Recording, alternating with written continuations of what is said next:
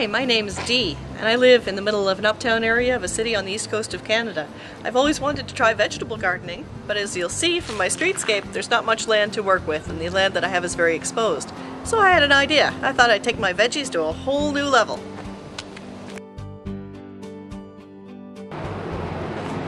Hey Laura, welcome to my garden.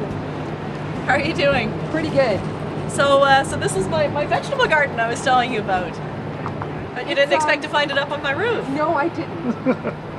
I've got a beautiful view though. It is beautiful. We're right in the heart of a small city on the east coast of Canada, and my space was very limited for gardening, so I'd never been able to try vegetable gardening. I've done a few plants here and there, a couple of flowers, but nothing that I had an area where I could really trust the soil. And then one day I came across a book called Square Foot Gardening by Bartholomew, and it changed my world. So what's square foot gardening, you ask? Yes. And why is square foot gardening happening on your roof? I mean, beyond that, I mean, you brought it up with lots of space, but what was your challenges? How did you do it up here? Well, the main problem was getting everything up the stairs. I live in a Victorian walk-up, so it was 4 stories of carrying the boards. But that wasn't really a major issue. Everything was assembled here on the roof. You can see square foot gardening is composed of boxes. The idea is they're raised beds made of 2x6 lumber, and because they're raised a little bit for drainage so I don't damage my roofing surface, they're on a plywood bottom, and the plywood is drilled with 1/4-inch holes so that lots of the rainwater and watering irrigation water can flow through and not drown the roots. The soil that's in the box is a special mix called Mel's mix, and that's actually not regular dirt. That's composed of 1/3 peat moss, 1/3 vermiculite, and 1/3 mixed compost. So peat moss is a material that's in limited supply in the world. It's a non-renewable resource, so we want to be very careful with that. One of the things that's really great about square foot gardening is it's really space efficient. It takes only about 20% of the space of a traditional row garden. And because of that, you only need 20% of the peat moss. Add that to the fact that you only need to add it at the very beginning. As we go on and improve the soil, we were adding compost rather than more vermiculite and more peat moss. I've recently bought a worm composting unit. I actually just got it in the mail today, and I'm hoping to set that up very soon and create my own compost from kitchen scraps. That way I can keep my garden totally organic and know exactly what's in my soil. But for now I had to work with purchased compost. Mel, in his book, cautioned us against using just one kind of commercial compost because they come from one source. So what I did is combine all different kinds of compost that I could find commercially. I've got a couple of different kinds of manure. I've got a mixed farm compost. I've even got an aquaculture compost, which is in ready supply here on the East Coast. Mix those together, and between the 5 different components and also some coffee grounds from Starbucks that I've added in there for a little bit of extra nitrogen, that gives me a nice mix and a balanced pH, nice mix of nutrients, and then I'll add perhaps a little bit of fertilizer as I go on if necessary. But once I get the worm composting unit up and running, that should create a nice, balanced, really rich growing medium that's nice and loose and friable. It holds water really well, which is important up here on the roof because the wind is a little bit higher than at ground level. There's also lots of sunshine. So let's have a look at the boxes. Why do the boxes end up with grids on the top? Well, that's a good question, Laura. The grids are in place so that we can mark each square foot in the box. The name square foot gardening comes from the fact that each square foot is planted with a different plant. And then you have a variety of different things. Here I've got some beets, I've got some kohlrabi, some parsnips, a couple of kinds of carrots, and so on. You'll notice this part of my box is double the thickness. This is 2 6-foot boxes on top of each other with a hollow bottom on the top one to make a total of 12 inches. That gives me lots of room for my carrots and leeks, parsnips, things that have a longer root. The rest of the material is just 6 inches deep, and believe it or not, that's deep enough for most vegetables to root. The roots, rather than continuing to go down, will start to spread out. Dee, with the roots spread out in only 6 inches of soil, there must be an incredible water requirement. Well, the great thing about the Mel's mix is it has an incredible water retention. The compost, the vermiculite, and the peat moss are all really well known for holding water, but yet they're breathable and they let the water drain. Mel, in his book, likens Mel's mix to a sponge. Once you get it wet, any extra water that it doesn't need will just drain out the bottom, and that's what I find when I'm watering. I've been watering my garden pretty much every day, depending on the weather, with a watering can. The other option that's recommended in the book is actually to have a bucket of water outside that will collect rainwater, and the sun will warm that, and then you water each plant individually with the cup, ladle it around the roots. Yeah, so I've just harvested this square, and I'm ready to try a different vegetable. I've decided I'd like to put in some beets. So what I've done, I've taken out the old plants, stirred a new trowel full of fresh compost into my Mel's mix. Here you can see the soil. Just feel that soil, Laura. Feel that soil. Feel how loose and friable that is. You can see how easy it is for the roots of the plant to find their way through and for the water to drain through. Holds lots of moisture. It's a nice hot day today, but the soil's still nice and moist. So we'll just level that out a little bit. Now the number of plants that you can plant per square depends on the size of the grown plant.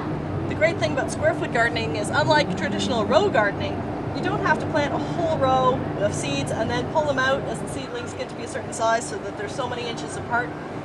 With the square foot gardening system, you can skip that step. Just plant the number of plants that you want to grow. The growing medium ensures that almost all seeds will bear fruit, and we're away to go.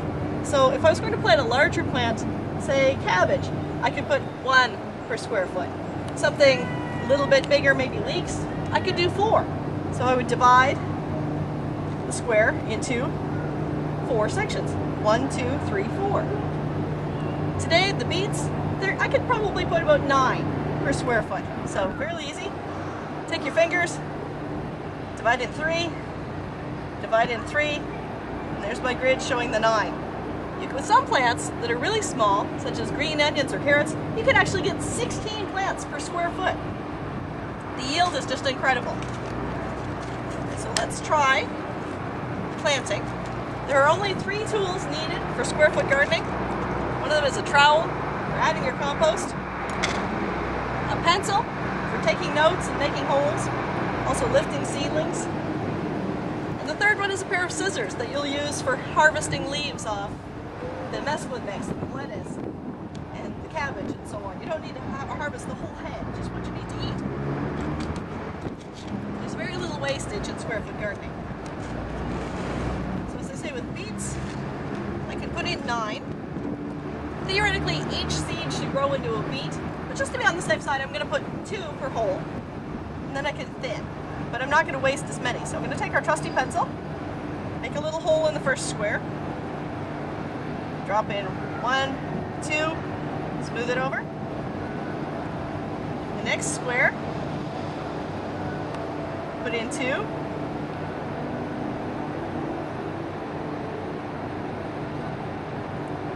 Two more.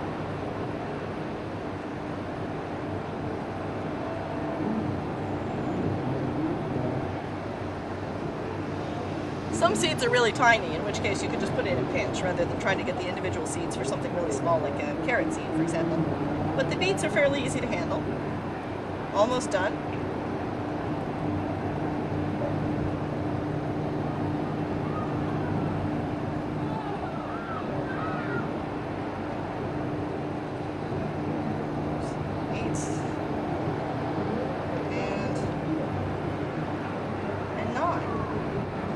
There we go. How easy was that? The extra seeds I can use for future planting. So I'll put those back in the packet. They don't go to waste.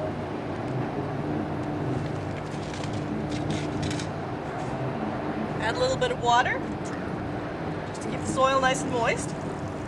Give the seeds a chance to germinate. And there you have it.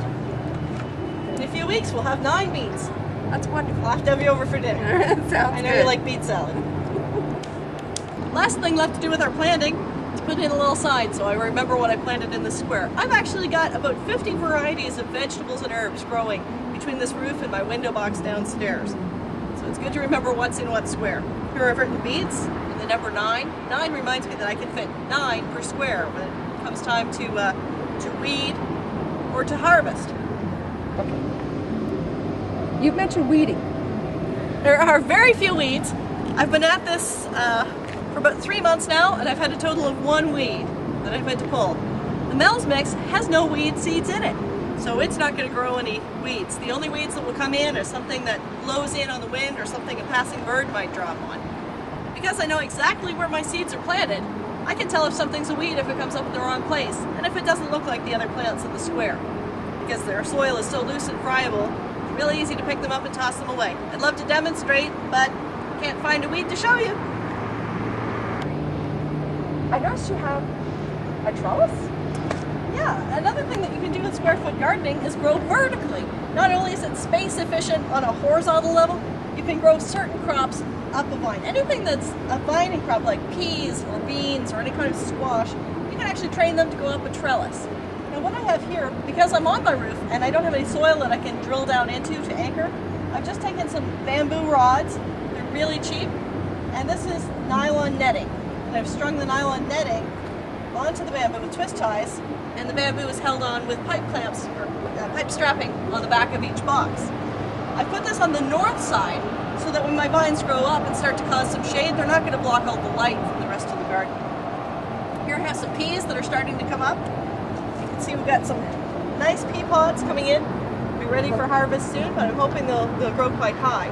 In some test gardens that they've done at the Square Foot Gardening Foundation, they've actually been able to grow pumpkins and melons as high as 8 feet above ground. Wow. On a trellis.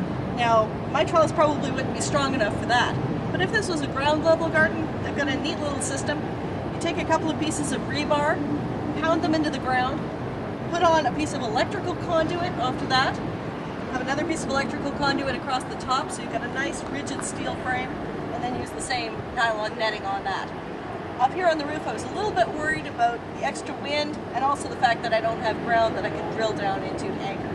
So this is my compromise, and we'll see how it works out as my plants get a little bit bigger. Why did you choose this shape of box? Well, the normal boxes for square foot gardening are usually 4 feet by 4 feet. The reason they chose 4 feet by 4 feet is everybody, regardless of their age or ability, most people can reach in a good 2 feet.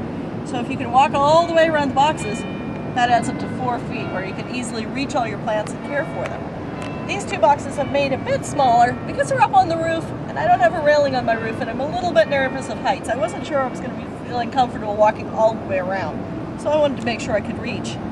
With the two longer boxes, because my space is very limited, rather than doing 4 feet by 4 feet, I've done 2 feet by 8 feet. That way I can still reach all of the plants quite well. Little kids can have their own boxes too. Maybe I'll build a square that's 3 feet by 3 feet for Jade. She can reach into the middle of that. She can use it as a play sandbox while she's little, and as she gets bigger she can have a garden of her own. But she likes helping Mommy with the big garden. We water every day. Dee, it's great that you're able to do this on your roof. You must be able to do this anywhere. You can do it anywhere. I mean, because you're not using the soil that's already in the ground, you can use a vacant lot, you can use a rooftop, a patio. You know, you could be on a high-rise building. The great thing about this is you can really adapt this to anybody, anywhere, with any situation. Older people can do it. You just raise the boxes. You can even make them accessible by wheelchair. In the book, they even mentioned one veterans hospital in the States where they built a square foot garden on a gurney on the rooftop, and they actually bring it down into the hospital so that people that are bedridden, they can actually enjoy square foot gardening as well. There's tons of applications, lots of people around the world. The Square Foot Gardening Foundation is doing a lot of humanitarian aid work in the third world with square foot gardening. Instead of using the peat moss, vermiculite, and compost mix, they just use straight compost. Anybody can compost. Anybody has organic material that they can build a compost pile and let it break down. It's free, it's easy, it's readily accessible, and it's good for the environment. This is wonderful. Thanks, Dee, for showing us this, and I'm looking forward to having my own square foot garden. My pleasure, Laura. Maybe we could work together and I'll build you a square foot garden. We could get it done on a Saturday. Sounds wonderful. Have it all planted and ready to go.